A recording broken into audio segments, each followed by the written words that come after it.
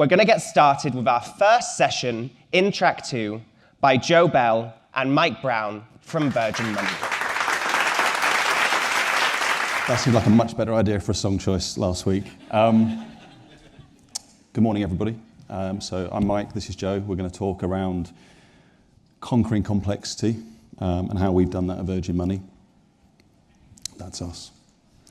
So, complex organisations, certainly financial services where we work are complex organisations, particularly Virgin Money. A potted history.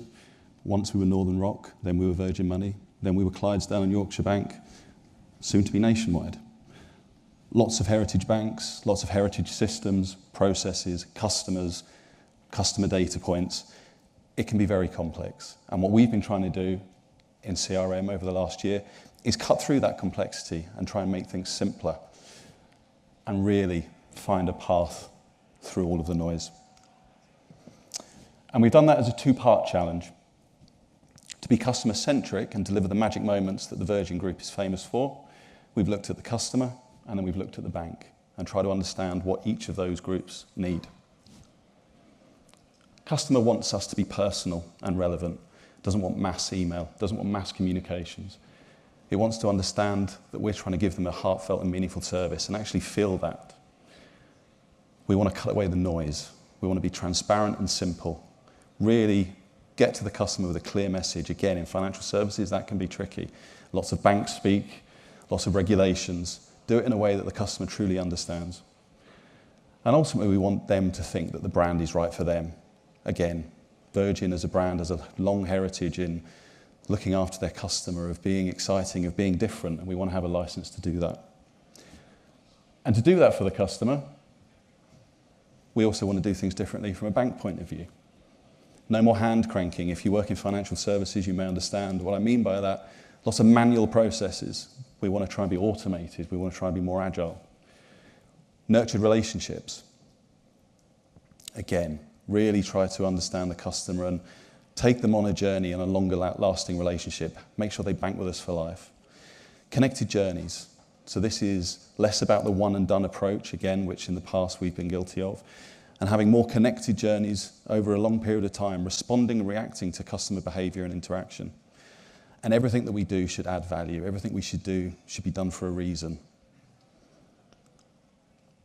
We've introduced the loyalty loop, which is our way of focusing in on that challenge. And the loyalty loop is moving away from that linear approach and trying to come up with a communication journey all through the stages of the customer life cycle. And we broke down that journey into 4 or 5 key areas. First one, under grow, is welcome. So we want to give our customers the best possible welcome that we can give, a Virgin Money welcome. Really interact with them at the point where they've taken out a product with us and make sure that they understand the products that they've taken, make sure that they're interacting with the products they've taken early on. Once they move into welcome, and Joe will talk about that in a little bit more detail, we then have our in-life customers. And that's all about depth and breadth of relationship. That's about cross-selling where it's relevant. That's about talking to customers about the benefits and the services they have. But again, this is our opportunity to really engage with them and inject a bit of Virgin sparkle. If we do our jobs properly, we get Virgin fans, or V-fans as we call them, customers that will want to stay with us over an elongated period of time. That's important for 2 reasons. 1, it helps us with retention, but 2, it helps inform us of future customers, of acquisition. Who is a V-fan? What do they look like? How do they interact with us? What do they want? That helps us acquire those customers going forward. Inevitably, we'll lose customers on the way, and we'll either need to re-engage with them and work out how we do that. For example, in credit cards, we have balance transfer customers. Many of you may have taken out a balance transfer card in the past. You take out the card, you put it in the drawer, you pay off your balance, you move on. How do you interact with those customers? How do you re-engage with them so they want to become a V-fan? Inevitably, there'll be customers who we lose along the wayside. That might be because of the product. If it's a mortgage, the mortgage deal is coming to an end, so they may decide to move on. That's fine. We want to give them a Virgin goodbye. We really want to make them feel good about their time with us. And if we do that properly, they may come back further down the line.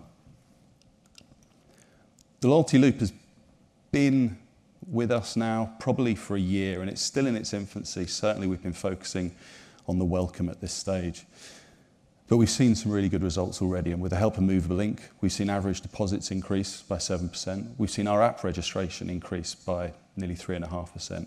And product holding, which is the key thing, it's again about that breadth of relationship. We've seen product holding increase by 0.7%. But importantly, thinking about the bank again as well, we've done it in a way that's more efficient. We've done it in a way that's smarter, that's cutting through the complexity. And our customers, well, we're seeing advocacy increase. Our internal advocacy metric, our SMILE score, is only going up, and that's all through the smart stuff that we're doing. Thank you. Thanks for that, Mike. I am from London as well. I've just got the Geordie microphone in today, so apologies for that. I can do translations later if you want. Right. If you're not using this model, you need to. It's probably the best thing that I use and have done for a number of years. So when I talk about frustrations in marketing, I bet you all have the same one. Sales teams, commercial teams, product teams, all saying we need an email out when next week, who's it going to? Everybody. And that's kind of the thing that we have all the time. And what tends to happen is whoever shouts the loudest or who name drops the most senior person in the business gets that. What this allows you to do is consider everything from the situation you're in all the way through. I'm going to talk to you about validating why you do certain things. It's the what you do, your how, and why you do that. So please do use that. Right, so starting off with situation is just taking a look about where you currently are. So externally within the current account market, it's very, very competitive. There's lots of banks, traditional banks, and lots of new neo-banks. Just as a quick show of hands, please everybody do put your hand up, because otherwise I'm going to struggle for the next 2 minutes on this. Have you considered switching bank accounts, current accounts, or have you in the last 2-3 years? Good, right, thanks for that. So it is very competitive. I think it's about 1.4 million current account switches every single year. So we are in a very competitive current account market. Internally, as Mike's talked about hand crank, is we have got data from lots of different sources. We don't have a CDP. We don't have a single source of truth. And we're very manual. So to get comms out the door is very manual. It takes a lot of time, and we're not automated. So that's our situation externally in the market. And that's our situation internally about how we get comms out the door. So objectives. So this is frustration number 2. And actually it is related to situation. When you speak to these same stakeholders, what's your objectives? To send as many emails as possible. But what do you want to get out of it? Well, we just want to send as many emails as possible. So again, it's make sure you go back to those objectives, because you won't understand if your campaign's being successful or not. So externally, considering the current account market, is we want improved customer experience. We want customers to feel happier about money. We want these current account customers, when they take out a Virgin Money current account, to use their current account as intended, to increase the amount of products, because current accounts aren't a profitable product. They're an anchor product to sell more lending products and savings products for deposits. So we have to try and expand and grow our customers. And internally, what we want is to send personalised, relevant comms for our customers. And internally, we want to be very efficient, because if we're efficient and we automate, we save time. And if we save time, I get more time on the golf course. I can arrange that. Right, strategy. So just very quickly, following on from what Mike said about strategy, we've got our situation, we've got our objectives, and our strategy at this point, 12 months ago when we went through this process, is we want to create a really, really good welcome journey for our current account customers. So they sign up, they want to feel like they've made the right decision in taking out the Virgin Money current account. We want to make sure that, and very similar to the Amex guys as well, to reinforce the benefits, because there's a lot of benefits. We've got 15, 20 key benefits with our current account. And again, going back to the Amex guys, I think they said, 3 will be remembered. So we just want to make sure that we reinforce all of those. Right, that's pretty much it. Simplified version. I'll try and stand out the way a little bit. But this is our comms, which trigger. So we do manage to automate. Just very quickly, we take the data. We manage to get some sort of data feed into Adobe. We do trigger that. So these comms go every single day, depending on where customers are in the journey. And I'll touch in a bit more detail on some of these and some of the tactics behind that. In-app messaging as well, so we complement the emails with in-app messages for those who are digitally adopted. And we've also been trialing a little bit of paid social as well, just reinforcing benefits on a different channel.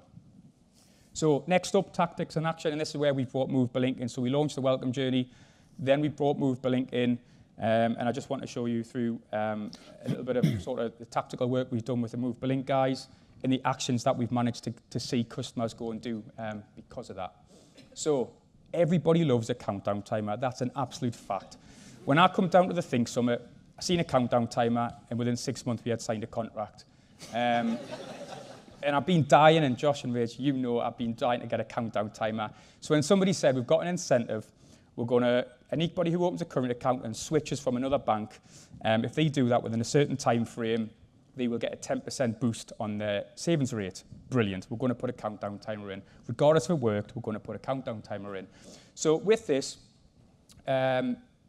customers take out a current account. The majority will switch from their provider if they want that incentive. But what we had is a lot of customers who just hadn't switched. Maybe they didn't know about that offer, or just simply they weren't convinced and they didn't want to switch their current account from another provider. So we took that cohort of customers, we sent them an email just before the cut-off, and what we've seen is a 4% uplift. Now, that number's not huge in comparison to the numbers I've got in the next few slides, but if you think about what we've been seeing as a 65, 70% open rate in our comms, somewhere between a 5 to 10% click-through rate, but if we get 4% of those customers who are switching everything they've got in that current account, direct debits, all of their money, their regular payments, and switching it to Virgin Money, that's a massive uplift considering customers have already done that at the very start. So these are the customers that weren't convinced at the beginning. Next up, so Poland, this has been fantastic in terms of really increasing that personalisation. So I'm definitely standing in the wrong place, right behind all of the email creatives. So this is what we had originally.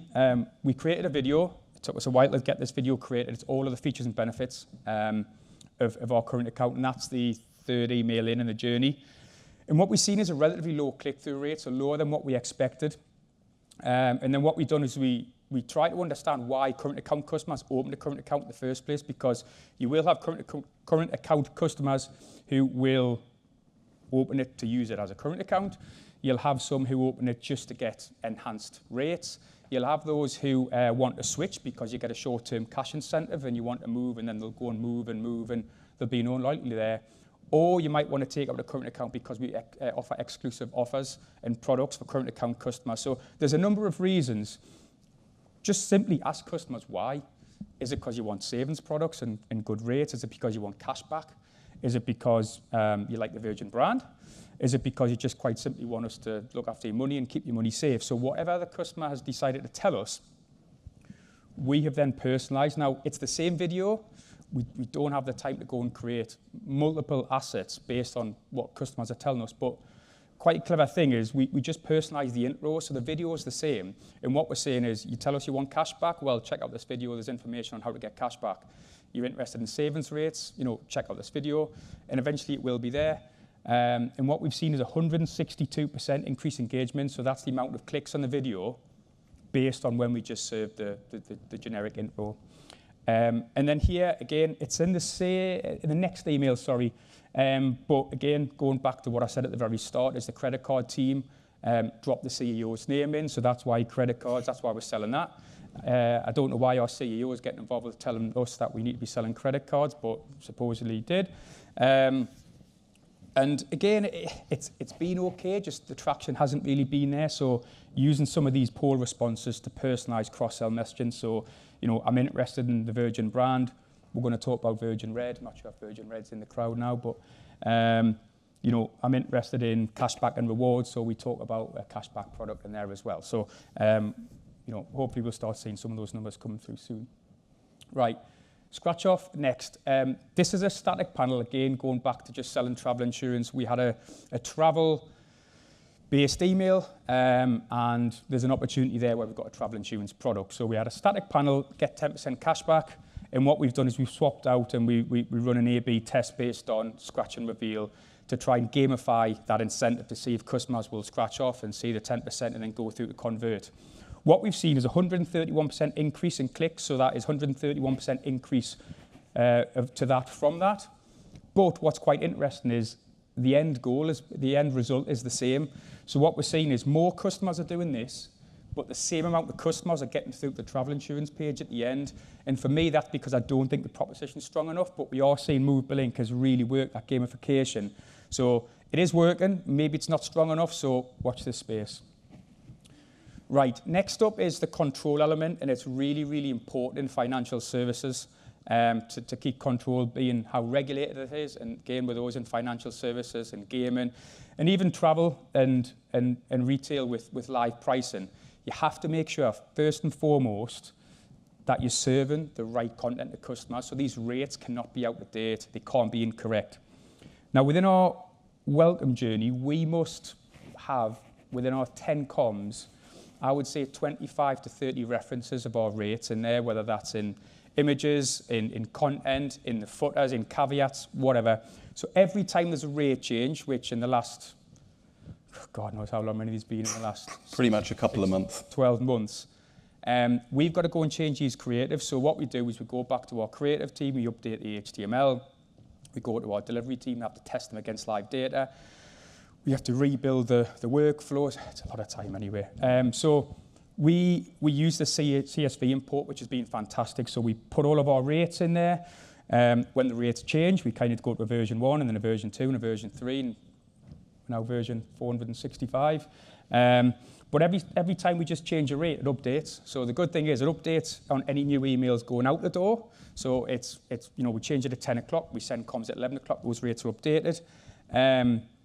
But it also updates previous emails and inboxes as well. So if a customer gets an email today and we've got a rate change at 6 p.m. tonight, the email will be updated. So our rates are always live and they're always accurate. So that has saved a lot of time. So we've anticipated that's 15 hours saved every time there's a rate change, or every time there's a rate change, it's an extra 4 rounds of golf that week.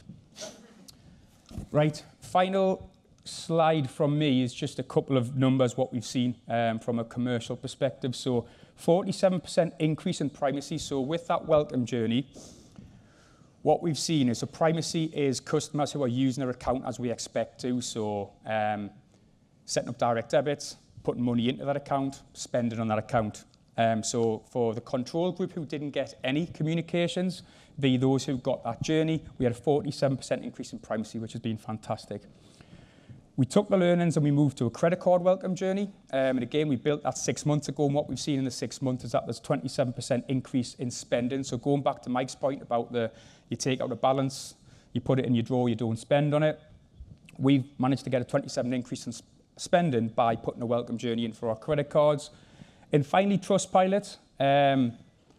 We were 1.3 6 months ago, and we made some huge big service updates whereby we enhanced the onboarding journey. And we wanted to try and ask customers about their experience. So with that, we send personalized links out to customers. Within 6 months, we've managed to get up to 2.6 stars, which again, in those in retail, it doesn't seem particularly high, but with banking, 1.3, 1.4 seems to be the norm.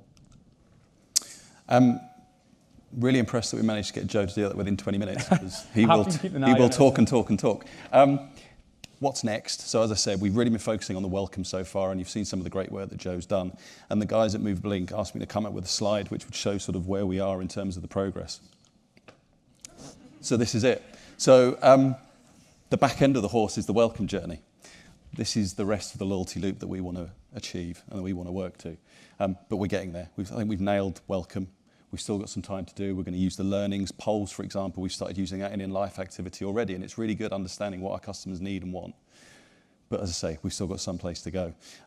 Movable are helping us get there. Hopefully we'll come back next year and this wonderful horse will be fully realised.